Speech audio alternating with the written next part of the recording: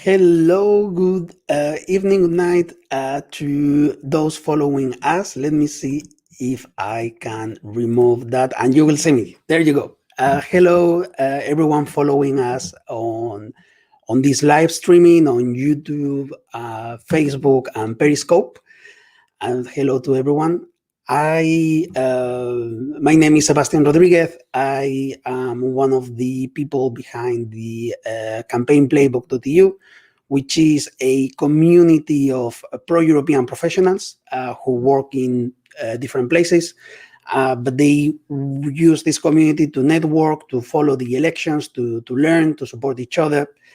And we've been following the most important elections this year, the Romanian elections, the Portuguese, and tonight we are covering the Dutch elections with campaign insiders, with experts, and with other members of the community who will be joining us on stage tonight. Please feel free to join us on camera. You will find a link to join us on the first comment on YouTube, Facebook, or Periscope, and it will be something like StreamYard.com and then a code. You follow that, and you can actually be with us tonight. If that's not an option, you can still send your questions to us and to the members of the panel by simply posting the question as a comment. And without further ado, I would like to introduce some of the people who are going to be following the election night with us. The first one is Jeroen Dobbe, who is now on stage with me. Hi, Sebastian. Good to see you again. Indeed. We've been doing a really interesting chat on Clubhouse before, so it's actually the first time that we see each other faces. Joining us as well is Santiago de la Prisilla, who is now with me or with us. Guys. Hi, Santiago. Thanks for having me. No problem. And then we will have, let's see if I can make I will try to make the window a little bit bigger. Here we go. There you go. And we will have Joost Hermans, who is a colleague of mine from D66 and who works at the European Parliament. Hi, Joost, you are on stage. Joost must be ecstatic right now. Can you listen to us, Joost?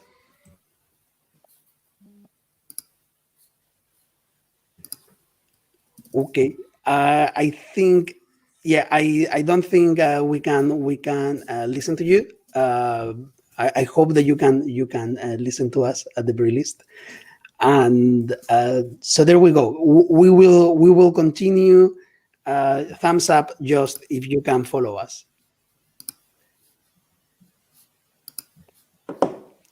No lag there. Anyway, we also have Thomas Boss, who is a campaigner from the Greens. He's not ready yet to come on stage. When you are, Thomas, just switch on your camera, and then I will bring you on stage. Okay, so let's start with the basics and perhaps reviewing what we've already discussed in the other room. But for those who are joining us on YouTube, the Dutch general election. We've discussed a lot of things. Let's understand again very quickly the context, and please do let me know when the exit polls are coming. I trust you guys to be updating the Twitter account of is it the government, the ministry, one of the ministers responsible for doing that, so that we can comment their results real time. I would like to hear from Joost because he's new to the conversation now. I would like to hear from you. What would you highlight from the election that has been taking place, for the vote that has been taking place over the last 3 days? The election has been taking place over the last few weeks. What is your take? What would you highlight highlight, and please feel free to give some context as to why that was important in your opinion. Yeah, thank you so much for having me. Can you hear me well? Okay, very good. Yes, we do. It has been very interesting in the Netherlands around the election period.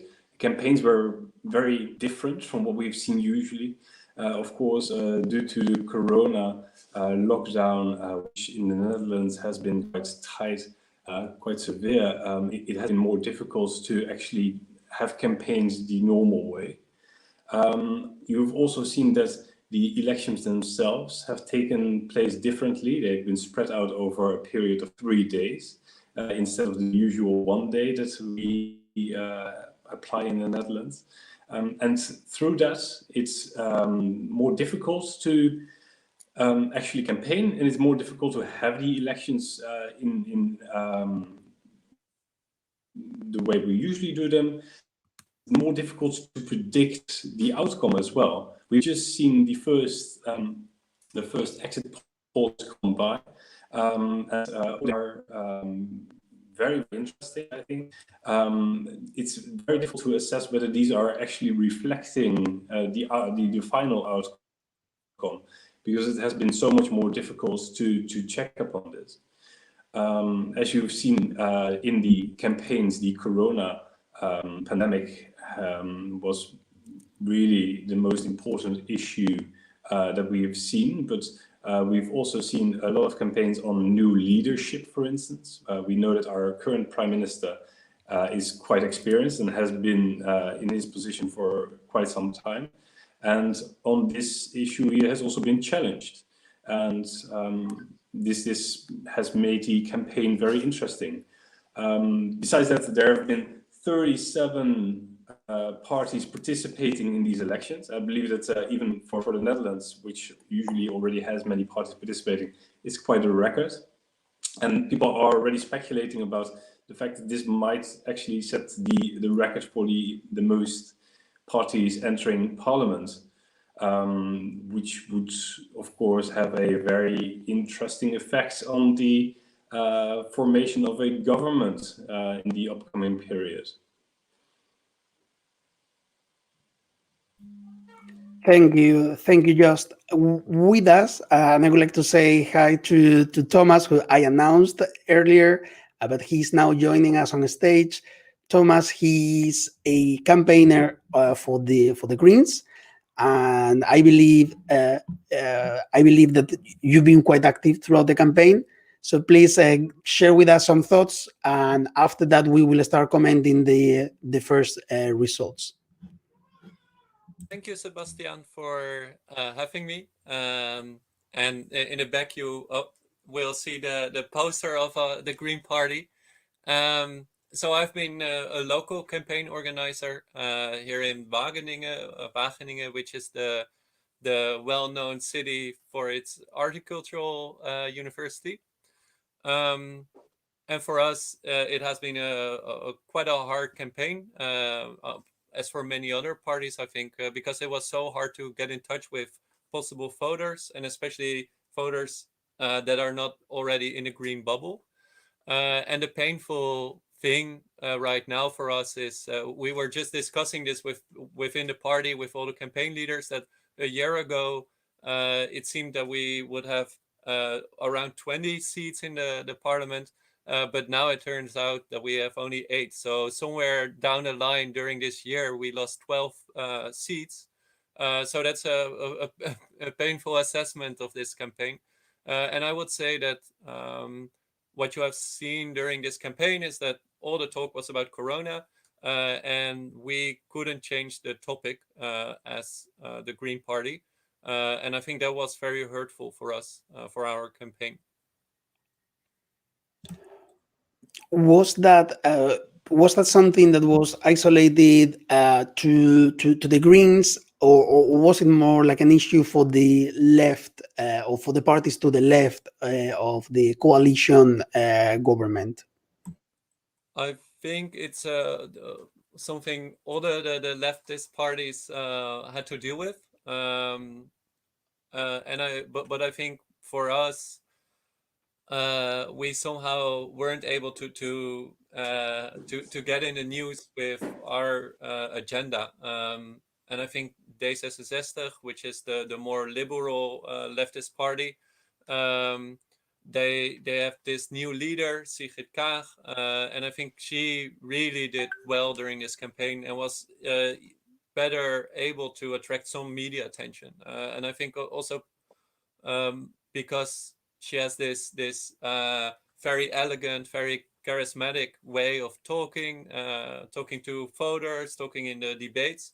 And I would say that our leader, Jesse, might be a little bit too old, or everyone is already known to him, and therefore we weren't able to get the grasp during this debate or get attention that we wanted. Thank you, Thomas. I think we've had for a while, for a few minutes, the results of the elections, which are there. I would need a translator, so someone who is able to tell me what that means, and of course those are initial results. So who wants to go in? Jeroen, maybe? Which one is that? The numbers you mean, or is there another thing that you mean? Yeah, the exit poll. So we see VVD with 35, D66 27, etc. Yeah, exactly. So D66 27. I think that's a big surprise. That D66 got so many seats. I think maybe before it's good. Joost already alluded to it. This is, of course, right now it's very difficult to do these exit polls. It's a lot of votes have been done by mail. So I'm not 100% sure how accurate they are compared to the previous elections. Normally they're very accurate, but this time it's a bit different, and perhaps we'll see a bit of a kind of gray wave as mail-in votes come in. But anyway, for now, 27 seats projected for D66. PVV, the Geert Wilders Freedom Party, would get 17 seats.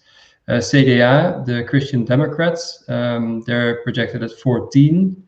PvdA, so that's the Social Democrats, at 9 seats. GroenLinks, the Greens, 8 seats. SP, Socialist Party, at 8 seats as well. Forum for Democracy, that's the other populist party, 7 seats. Bit of a surprise there as well, I must say. Partij voor de Dieren, Animal Rights Party, would get 6 seats, and then Volt, 4, also more than expected, and the Christian Union gets 4 as well. That's 1 less than expected, I think, or 1 less than what they have now. Sorry. Well, and of course we have to take these polls with a pinch of salt. But would you say, with these numbers, are we in the scenario of a re-edition of the ruling of the incoming government, or is it leaning more towards the left or towards the right? What would be your take? And then just, I saw you like jumping, and you're readily, you have all the right to do that. So I would like to be part of that excitement. So I will bring you on camera next. But what would be, Jeroen? So are we like, the blocks are still fixed, or have they been moved a little bit to the left or to the right? I think the way it looks now, there would definitely be a change in the composition of power in the coalition. I think we already talked about that in the previous session, that the number 2 party in the coalition will be a telltale for the other parties or the priorities in that coalition. Before that was the Christian Democrat Party, CDA. As it looks now, and I think there's such a big margin, I don't expect that to change anymore. As it looks now, if D66 is the biggest second party in the coalition, that would definitely affect it, and that would also affect the choice for fourth party in a coalition. So yes, I think we can definitely foresee some changes there. Awesome. Jeroen, would you like to comment on that? Was that expected at the party HQ? Was it above expectations?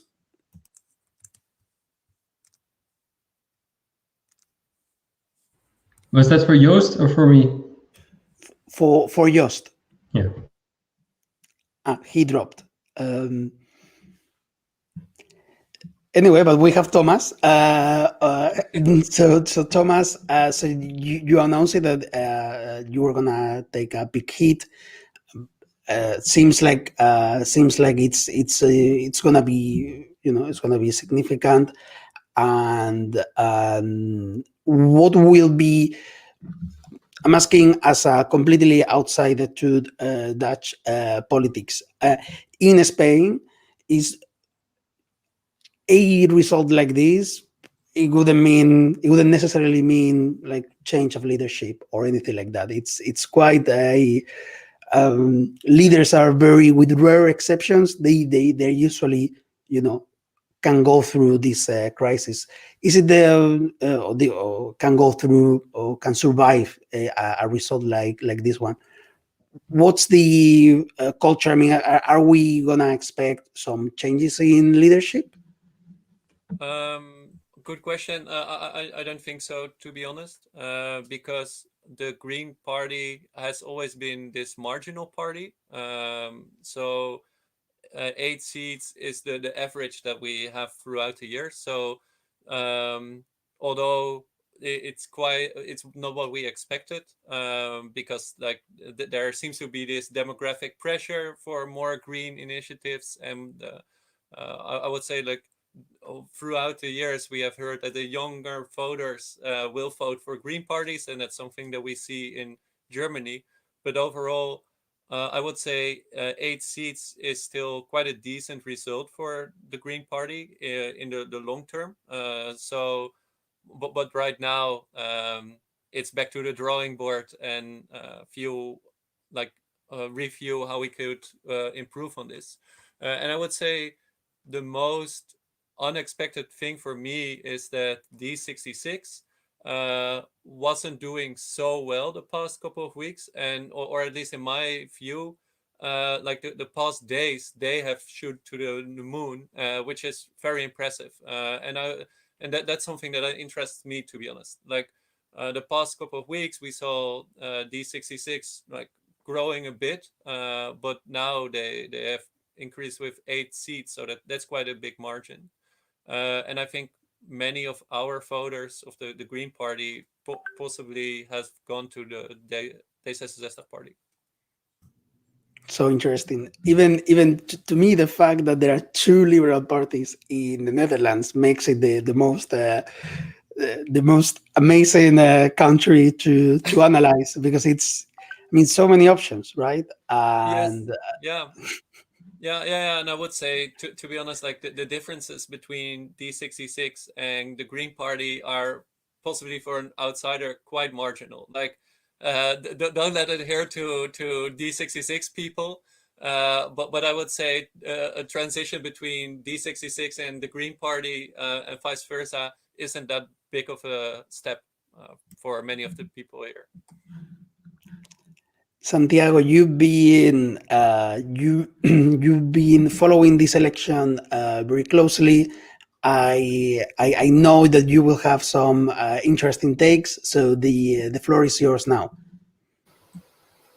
Thank you, Sebastian. No, I was looking at the polling numbers, at the exit polls. I can't believe that D66 got such a big blowout.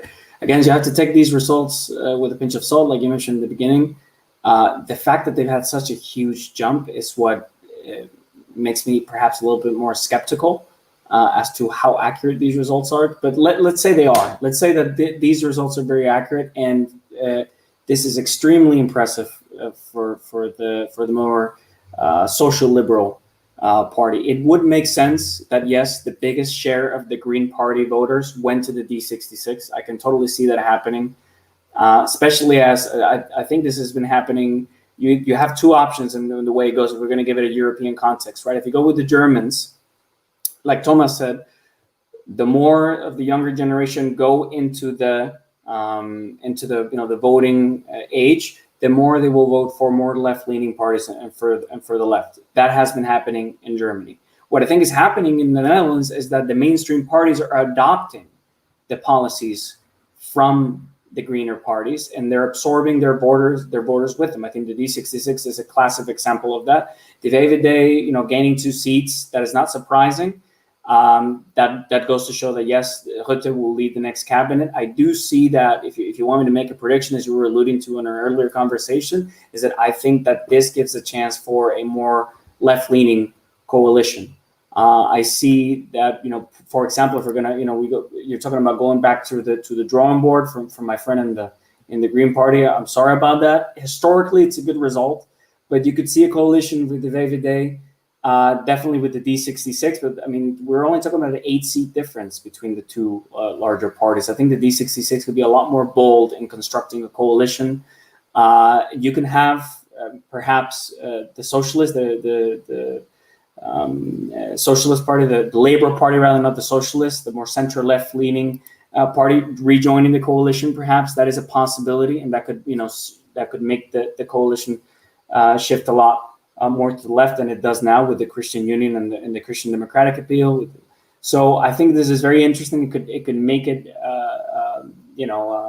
more of a you're really going to be able to see the change in policy.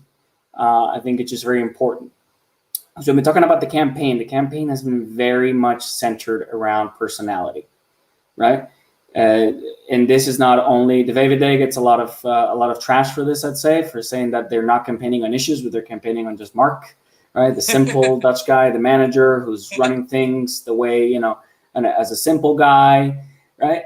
But I think other parties have been just as guilty of doing that, of just shoving the face of their candidate and working on the image alone and not so much the policy. And from what I see, those parties that focused on policy were the losers.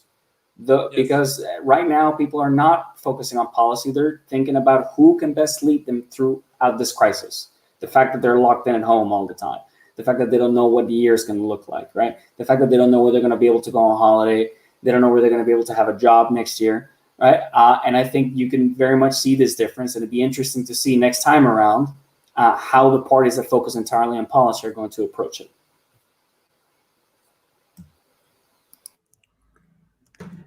Thank you. Thank you, Santiago. Dinesh, you joined, you were also part of the speaker panel during the Clubhouse chat. I know that you have some questions always on what are the tactics and the techniques. You posted the question on YouTube. I think we will get to that before. I would like there is one question which is coming from YouTube, and they are asking when the vote counting will start. So Waffle Can, he's asking when the vote counting will start. I think it is starting right now. I have so many people who couldn't attend, who couldn't make it tonight because they say it starts right now, and it can go on for a few hours. Is that true? To answer this follow-up question, okay. Awesome. Now, Dinesh, please share your take. What is your take on all this as someone who is a very close observer of European politics?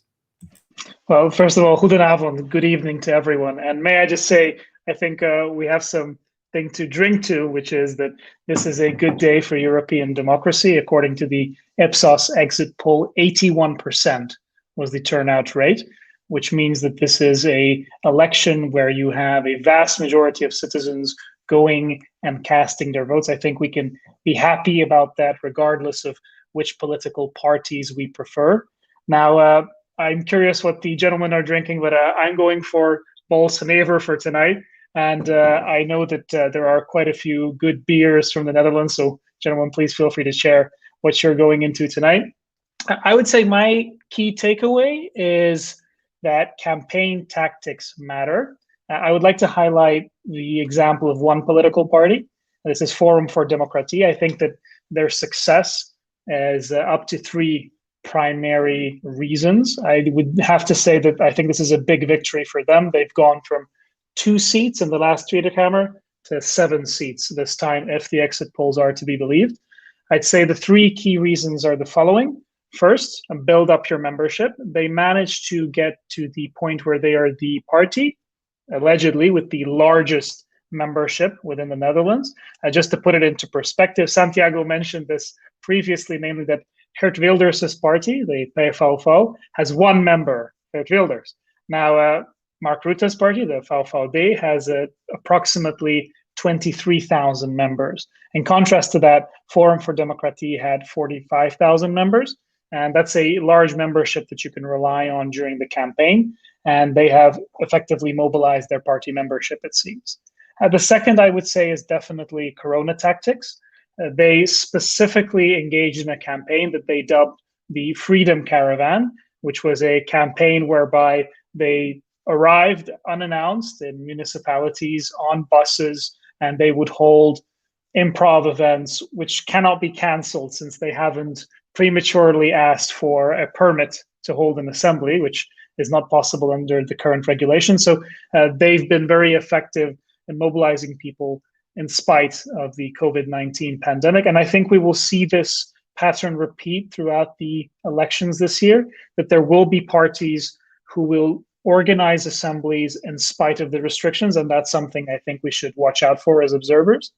And the third one I would say is social media strategy.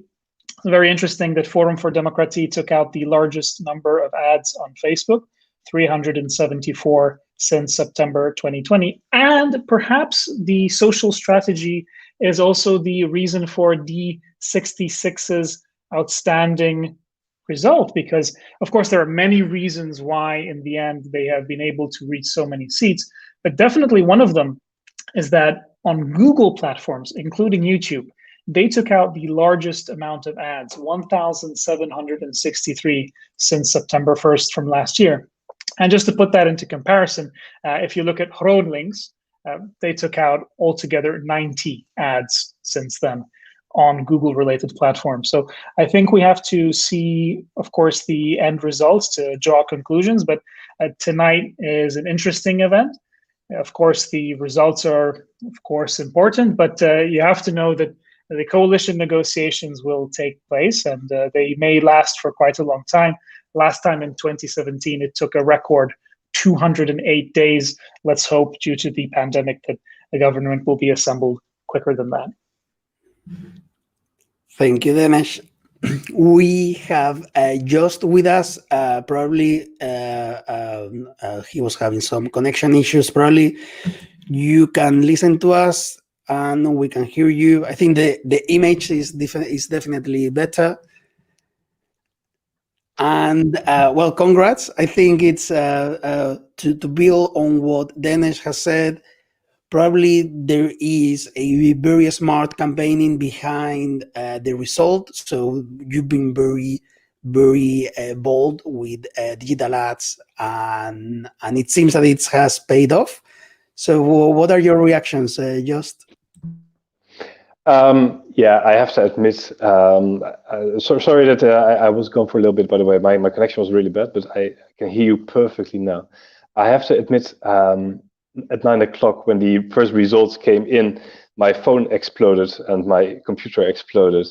And to be honest, to see 2 liberal parties doing so extremely well, especially the D66 in this scenario. Although I have to admit that the VVD also broke a record with the current polling. As I said, my phone is exploding, my email is exploding. Everyone's from all countries, everyone is following this and congratulating us.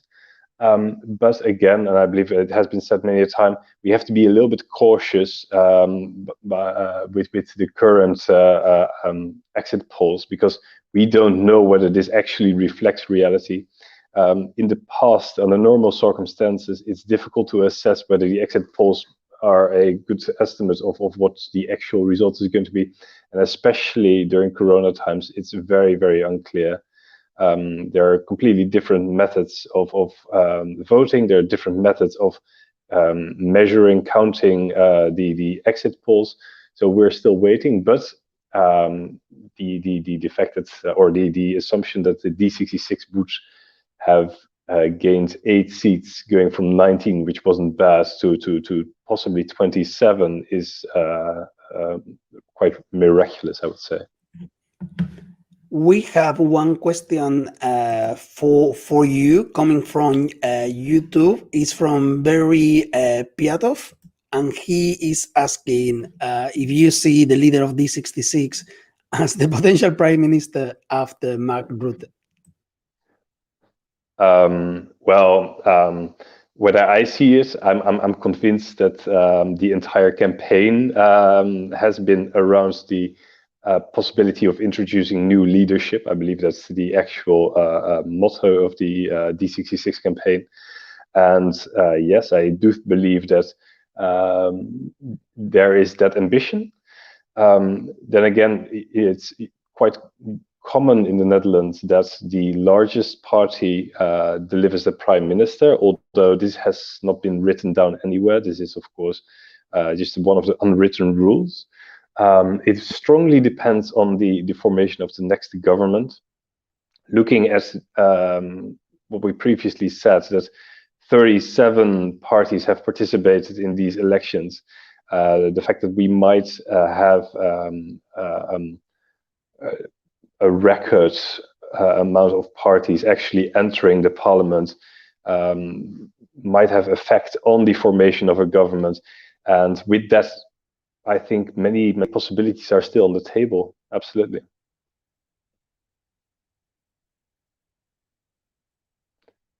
If I have to answer the question, do you see her as a potential prime minister? I think she definitely has the experience and the capacity to become an excellent prime minister. That was a rather easy question for you, but it's nice. Please, if you are following us on YouTube, on Facebook, and Periscope, on Twitter, please drop your questions. They can be general, they can be specific to one of us, and it will make the conversation more definitely more lively. Okay, I think now that we have, we have the results in, I can announce that we will have someone. Let's see, like he must be through the roof. But we will have the candidate. I don't know if it's the leading candidate. I don't think so. But a candidate from Volt who said that he was going to try to make it and join us. And while we wait for him, I would like to do a recap on the election itself for those who didn't participate in the previous session on Clubhouse, and also I would like to hear on, I would like to hear from our panelists on the context of the election, what really matter, what made the difference now that we have some of the results in. So that. Sorry, there was some background noise. So this election, to begin with, the context of the election has been marked by COVID. We were discussing that whereas the Netherlands is now currently having one of the strictest lockdown measures in Europe, and we've seen riots taking place in different countries, in different cities.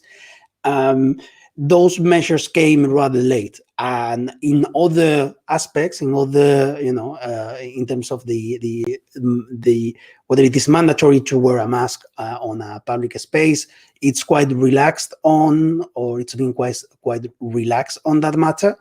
But again, COVID and the messaging around COVID has been very important in this election.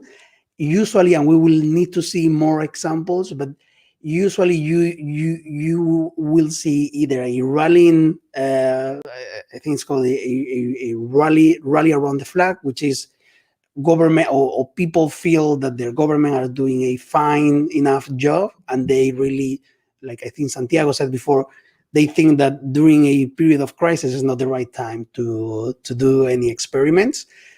But also you can see or you will see how people who are very unhappy with the messaging, they will punish their governments. We will see that. So far, it doesn't seem that it is the case. I would like to hear also from our new guest, but also to go through some of the points we made before. This ability of Rutte of leading the government, but then if there is a crisis, COVID related, for example, him put the blame on a junior minister or the health minister, and so he wasn't impacted by that. Then you have the scandal about the child benefits, which brought the government to a crisis, and the Netherlands has had a caretaker government over the last few months, but none of that has affected Rutte, rather the opposite. Why do you think that's the case? For example, Thomas. So this is quite a hard or complicated question. And to be honest, I don't know. I think with regards to the COVID crisis,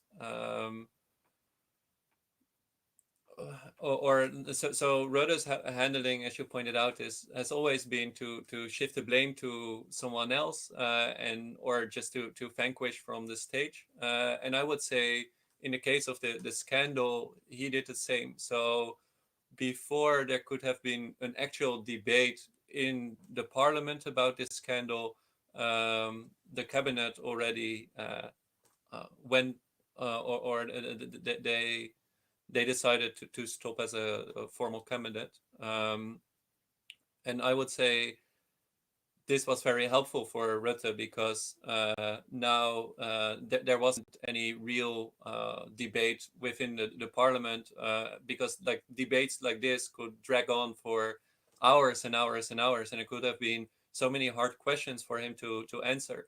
While now the debate wasn't really a thing, because they already stopped as a cabinet. So I think you already pointed out that Rutte somehow always manages to avoid getting blamed for something, and he has this wonderful laugh, and always the quick jokes and the quick remarks, in order to make it all seems very easy. And I would say that right now it seems to be that especially voters from the right, they seem not to care for the scandal that much. So I think one of the research or studies done in the Netherlands showed that one of the predictors whether you're left or right leaning voter is whether you care about the scandal. And I would say most of Rutte's voters, that they don't care actually. So that's with regards to the scandal. And before this, the COVID crisis, I would say people that I talk to, they have the feeling like we don't like Rutte's approach, but we cannot imagine an other politician doing better. And I would say that's my feeling about the success of Rutte, is that everyone distrusts the government or distrusts the ability of other politicians to do things better. So it's like, yeah, it doesn't matter which person is there, because the outcome will probably somewhere be the same. And Rutte is doing fine. He's working hard. So let's vote Rutte in. I have the feeling that that's something that's really strong within the Netherlands. Thank you, Thomas. Let's hear from Jeroen. Yes. Yeah, thanks. I wanted to add something to that, which might be interesting, and that's that I think one of the reasons why Rutte kind of got away with some of the things that happened electorally is that there's been polling throughout, also with the COVID-19 measures. There's constant polling to see how much public support there is for certain measures. And that might be one of the reasons also why in the Netherlands the measures were introduced very late, because they're obviously very unpopular. And I think it's also perhaps one of the reasons why the childcare benefits fraud scandal and the resignation of the government over that was also timed at a particular moment. That resignation was already coming for a while. And I think when it happened, the VVD even jumped a bit in the polls, so a kind of adverse effect. And I don't think that will have been a complete surprise for the people in the party. So there's been, but I think that's also taking place in other parties, of course. But the polling is a key component in the thinking in the parties about these kind of decisions, and I think especially for VVD that's very much the case, or that's been very much the case. Thank you, Santiago. A trouble of making everything about America, but there's a very good commentator, now Dutch commentator, by the name of Ben Coates. Those who follow Dutch elections and have a B1 in Dutch, that's not that good enough to follow it as in depth as native speakers. Has compared Mark Rutte to Joe Biden to a certain degree, because he's sort of this figure that you don't love him, but you think he's a good manager and you think he'll do well. And I think that's even his most ardent voters might feel about him, that he can sort of steer the ship. I think the point that was brought up earlier was very good. The fact that the government ran polling throughout the crisis very carefully, and knowing that these decisions and these measures would be very unpopular and left it until the last minute, I think also made a huge difference in terms of how people saw how they were being governed, and why they viewed it perhaps as a good thing that in the beginning, even though the government received a lot of international criticism, right?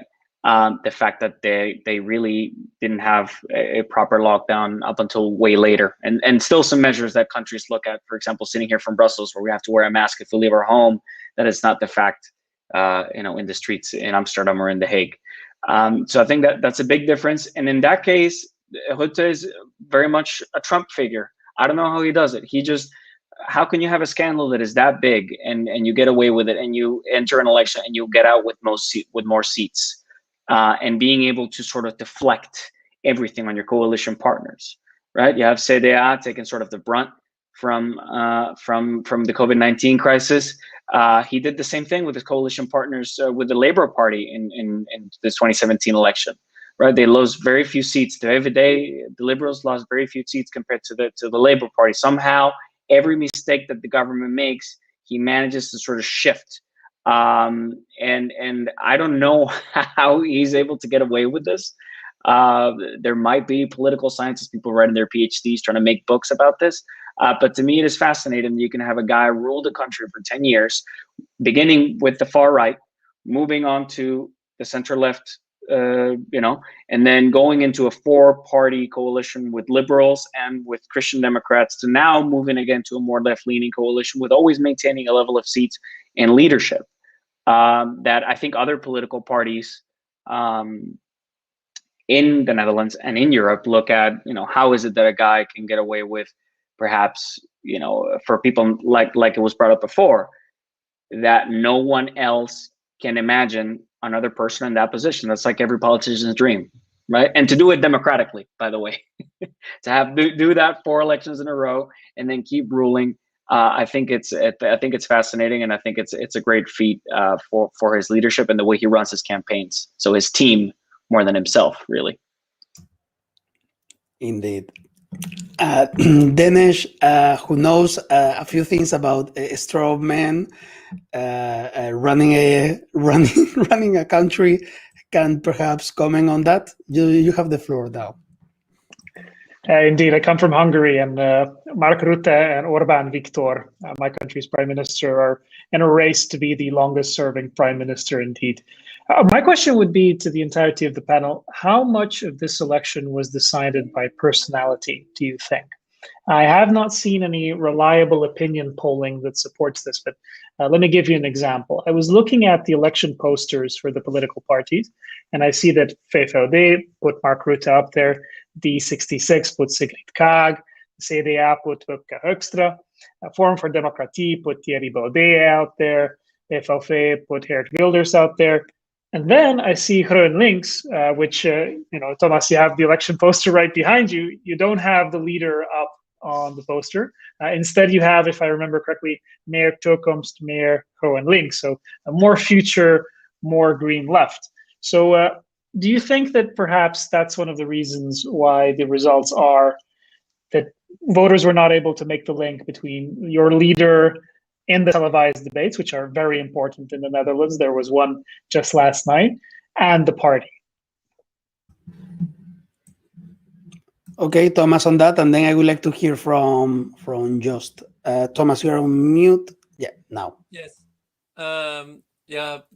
Sorry, but to be honest, I find it very hard to say something substantial about this, because what you could say is like Lilian Ploemen, so the leader of PvdA, and Wopke Hoekstra, they were both on the posters as well.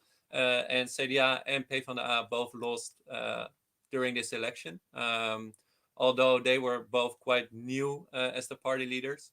And I'm not sure what happened with the Green Left Party.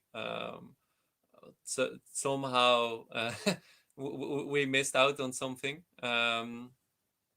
And I would say, going back to one of the earlier questions, I think what Rutte really manages to do is to have no real substantial debates going on in the parliament. So much of his policy making is also decentralization of democracy and handing power to either departments or ministries or to the local municipalities. So it becomes really unclear who is making what decisions. And that has been the case for the past 10 years now. And I think that's, for him, quite easy, because when a scandal happens, it's not really directly linked to him, but it's directly linked to a department or like a ministry. And now, and in this way, he could always shift the blame to someone or something that he gave the power to. And that's really hurting our democracy. But this is my leftist feeling or like view of the government. I would say in a real democracy, more issues would have been passed through parliament in a more correct way. Just your response. Yeah, I find the question very interesting. The idea that we are currently voting no longer for a party, but for one leader. I can imagine that in a world where which is more and more focused on Instagram and short stories and following and direct interaction with politicians, I can imagine we are slowly moving towards that as well. And that we see that parties are reflected or represented by one person, although they're of course not. I do not think that the Green Party suffered severely because they did not have a face on the poster. Everyone in the Netherlands knows who Jesse Klaver is, and that he is the leader of the Green Party. And as Thomas said, I find it hard to find a correlation between new party leaders, old party leaders, and the results in the elections. What I think, and it pains me to say this as well, but the reason why the Greens did not do so well, and that's just my assumption, is that their unique selling points being green is no longer unique. I think being green is something that's adopted by many parties, also by the D66. You see it reflected, and it might be you see it reflected in half the parties, and you see it reflected in, for instance, a large part of European policy making as well. It's no longer the Greens who are exclusively green. Of course, they are still greener than everyone else, but it's no longer a unique selling point. And I'm afraid that the Greens have not been able to distinguish themselves in these elections in the way that I think the DC6 has done. And the way that the VVD has been able to grow again, even though they were already so big, is indeed, as mentioned before, I think based on the fact that they are clearly represented by Mark Rutte, who as a prime minister has always received quite a broad support from the Dutch citizens. And it was mentioned before that he acts as a manager, and I believe there was actually an article in the Guardian last week which describes him as such and explains why he is doing quite well, why a lot of criticism and a lot of problems and even some scandals are just falling off from his shoulders, because they just don't stick with him. He has a way of managing, a way of putting responsibility with others, also with the Dutch citizens. So you've seen it that he gives responsibility to ministers, and if something goes wrong, it's responsibility to the minister. But also he often has put the responsibility of responding to the COVID pandemic with the Dutch citizens. He just says, look, I'm not here to decide what the Dutch citizens are going to do, especially until the summer, a little bit after. It was very much the responsibility for the Dutch citizens to wear a mask, or decide to wear a mask or not, or to go shopping or not, or to visit family or not, until it, of course, got the pandemic got worse and worse, and the rules had to become more strict. But you've seen that by putting a lot of responsibility with the citizens, putting a lot of responsibility with individual ministers, you see that criticism, scandals don't stick to the current prime minister. And I think we have Jeroen who wanted to comment on that. Please, Jeroen. Yeah, one comment adding to what Joost said, and challenging perhaps a bit the idea of those personality-based campaigns, because I think previous campaigns were also very much personality-based. I think with D66 there was always a big tour bus with the face of the former party leader in full height on the side, and there was with the Greens. I think the previous elections were always. Jesse Klaver was front and center of everything, and I think this time we've seen something similar. And I think, in fact, last time with the result of the Greens, I think that was also partially attributed to the focus on the person. I think this time the focus was much more on the message and on the content, which personally I liked much more. But apparently it didn't make much of a difference in terms of the result that came out of it. But just to conclude, I think that personality-based campaign was perhaps not so different from previously. It's also in previous campaigns there's been quite a strong emphasis on personalities.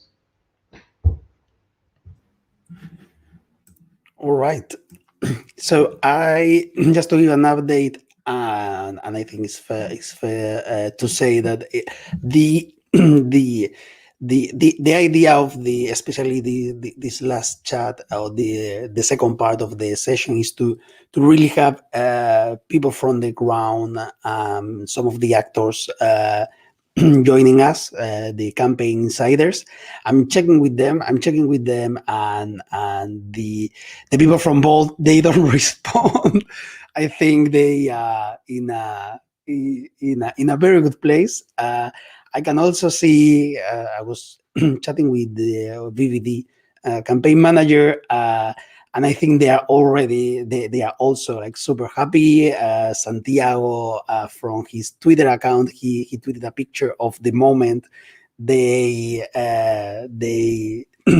they saw the results on the TV, and they were like, they were jumping on a very fancy room, I must say. Like it's looks very elegant, and and I was trying to pull them. Santiago is saying that it's the room, which looked like very elegant, very classic style. It's the actual Prime Minister office, which makes sense because my contact at the campaign, he told me that they were gonna follow the election there because there is no press conference today because of COVID. So I think, and also these two people, two of the two people were female professionals, which is something that I've been trying to fix throughout the event.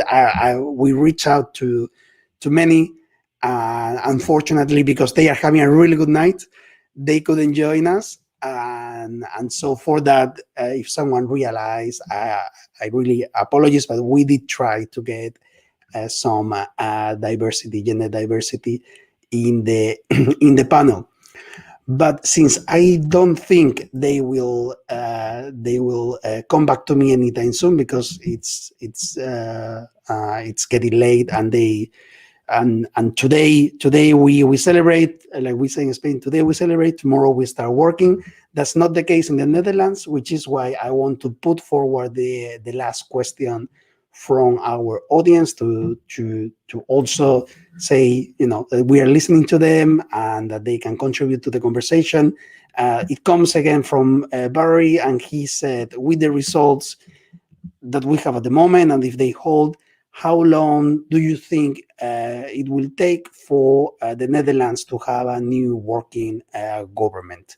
I know it's been, this is something also that also happens in Belgium. We in Spain, we also joined this trend of being many days. I think it was like more than 100 days without a government, and actually it was not the end of the world. So, any take on this to make sure that we address Barry's question? Anyone wants to comment on that?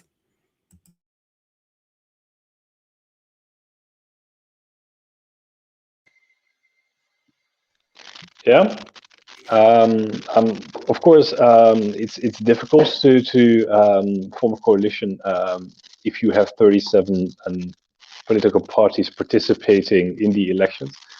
But I made a small calculation, and so we have 150 seats in the parliament, for which you therefore need half plus one, so 50% plus one, which makes 76 seats to form at least a majority government, which should be attainable already. But if you put the VVD, the D66, and the Christian Democrats together, which would not be a highly controversial coalition.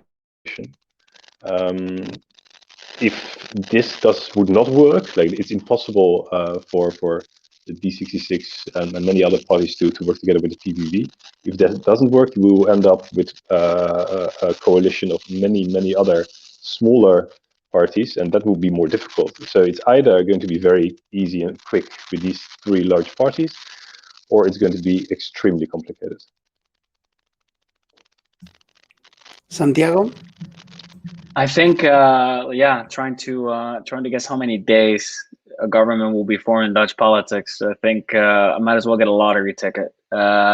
If I had to guess, hopefully there is some urgency due to COVID-19, and that'll get parties on the table for them to realize that the situation merits having a fully functioning government. But then, you say that, and then you realize that in the past 3 months you've had a caretaker government. And like you said, Sebastian, even during the crisis, in Spain, after having 40 years of democracy, into a two-party system, very similar to that of the U.S., where we're basically taking turns, and one party, rules over the other, and then they spend the half of their mandate undoing whatever the party tried to do for the 4 years, right? And it doesn't lead to anything. I would think that they could do it at least 100 days. They can form a coalition and get things going in a different direction than they are now. I think that all depends. Like I said, Rutte is able to sort of predict public opinion or sort of get a gauge of public opinion, knowing where it is going. And public opinion, I think, with the riots and everything, is very much going into sooner rather than later. Countries are going to have to start opening up. Because I think what has happened in the Netherlands, and that is, by the way, regardless of the epidemiological situation, you're going to have slightly better numbers in the coming months, but I think that you're going to see a trend into which they're going to have to realize that you can't keep people locked up for that long without seeing the sort of unrest that you've seen in cities when they introduced the curfew. I think seeing that in the Netherlands surprised a lot of people. A lot of people view the Netherlands from the outside as this very well-run country, does very well, right? And you could never see people protesting against COVID-19 rules. But I think this goes to show that there are limits to what governments can do.